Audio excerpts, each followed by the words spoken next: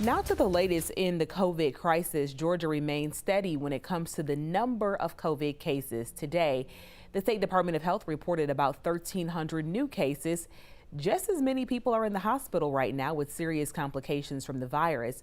While the number of new cases continues a downward trend, we still have more cases in our community than mid-June. That means the virus continues to pose a risk, especially for the elderly.